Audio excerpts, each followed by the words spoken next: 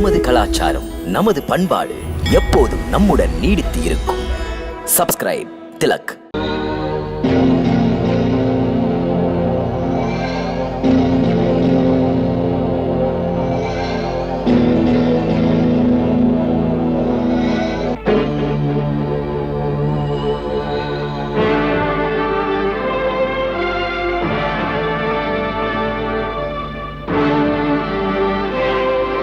நீ மடிய விரும்புகிறாயோ? பாவம் உன் உயிரை எடுப்பதற்கு யமதூதர்கள் என்ன? அந்த யமனை இங்கு வருவதற்கு என் அனுமதியைத்தான் கேட்பான். நீ மடிய வேண்டிய நாள் நான் அனுமதிக்கும் நாள். சுந்தரி, நீ முரட்டு ராவணனை பார்த்திருக்கிறாய், மோகன ராவணனை அல்ல. உனது சக்தியை பெரிதாக நினைத்தாயோ? ஊரை கெடுத்து பாவம் புரிகின்றாயே, அது உன்னை பழி தீர்க்கும் ஒரு நாள். நல்லவனாக நட. வரன் தந்து வாழ வைத்த தெய்வங்கள் பிரம்மாவையும் சிவனையும் மறந்து விட்டாய் அகந்தையால். தெரிந்து கொள், சக்தியை தப்பு வழியில் செலுத்தினால் சக்தியை கொடுத்த தெய்வங்கள் அந்த சக்தியை பயன்படுத்த விடாது. சக்தி தூய நெருப்பு. நீ பெற்ற சக்தி தப்பு வழியில் ஏங்கினால் அதன் முடிவு பயங்கர தோல்வி. உன் நாணங்கட்ட செயலால் தெய்வங்களுக்கும் பிரச்சனை. ஒரு புனிதமான பதிவிரதை தீயினும் மிக்கவள் சாமானியம் அல்ல அவள். அறிவில்லாத மூடனே, உன் பாப எண்ணங்களால், மாசுபடிந்த உன் பாப கரங்களால் என் மேனியை தொட்டாய். அதற்குரிய சரியான தண்டனை பெறப்போகிறாய். பண்புடன் செயலில் நேர்மையுடன் வாழும் என் கணவரின் பாணத்தால் நாளை நீ மடிந்து விழுவாய் தரையில்.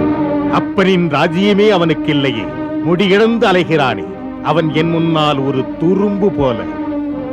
ராஜாங்க மாளிகையில் இருப்பதை விட்டு ஒரு பிச்சைக்காரனின் பின்னால் போகாதே. அப்படி போக விட மாட்டேன். சொப்பனங்கள் உன் விழியில் இலங்கேஸ்வரனின் பெருமையை காட்டட்டும். அவன் அதிகார அற்புதங்களைக் கண்டு உன் விழி திறக்கட்டும். அகில உலக சுந்தரிகள் எப்போதும் என்னையே மனக்கோயிலில் அர்ச்சித்துக் கொண்டிருக்கிறார்கள். பிறர்க்கரிய பாக்கியம் உன்னை தேடி வந்தும் கூட தசகண்ட ராவணன் உன் தாசனாக காதல் பிச்சைக்கு கையேந்தி கொண்டிருக்கிறேன். இந்த தலை எவன் தலைக்கு முன்னாலும் தாழாமல் இருந்தது, அந்த தலை உன் காலடியில் தாழ்ந்து நிற்கிறது.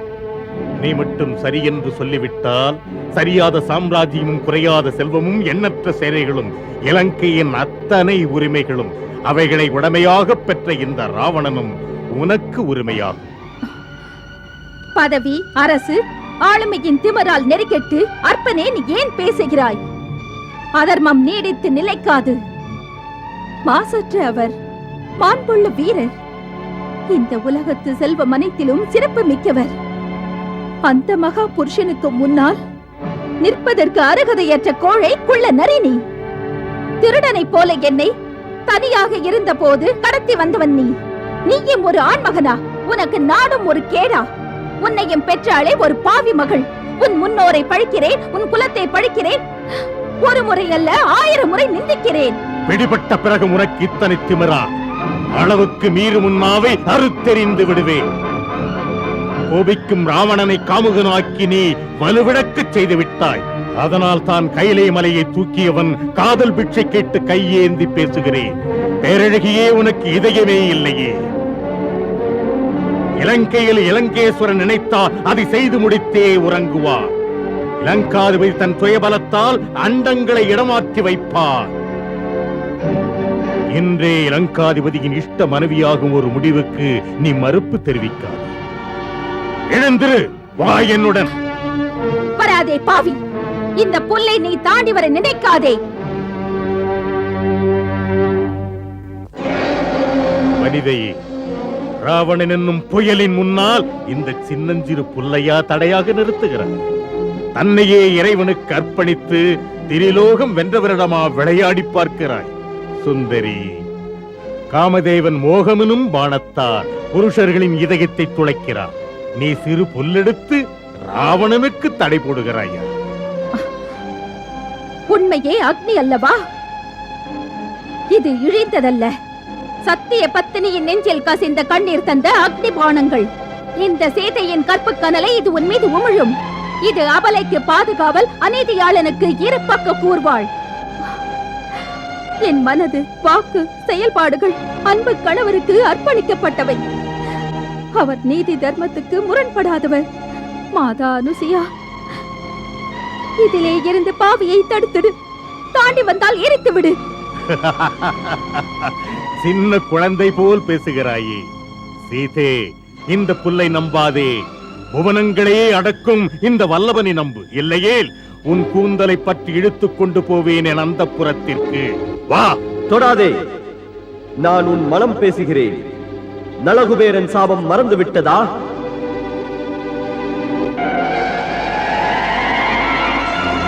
கொடியவனே, என் மனைவியை நெறிகெட்டு பாழாக்கினாய்.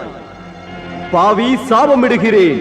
இனி மாற்றான் மனைவியை நெருங்கி அவள் இஷ்டத்தை மீறி அவளை கலங்கப்படுத்தினால் உன் தலை தூள் தூளாக நொறுங்கிவிடும்.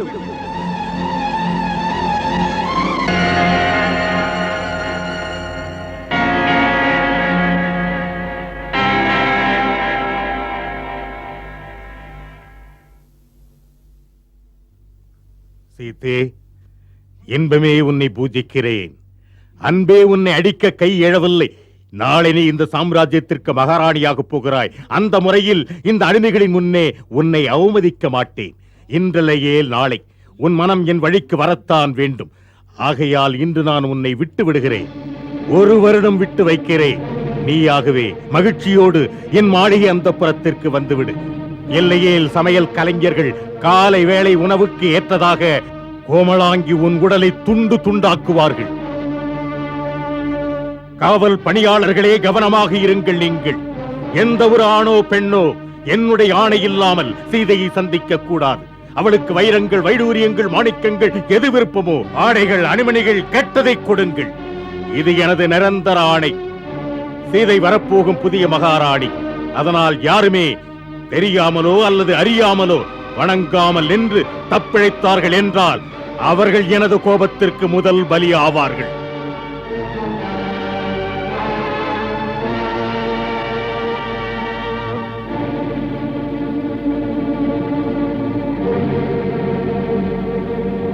எப்படியாவது அவளை வழிக்கு கொண்டு வந்து விடப்பார்.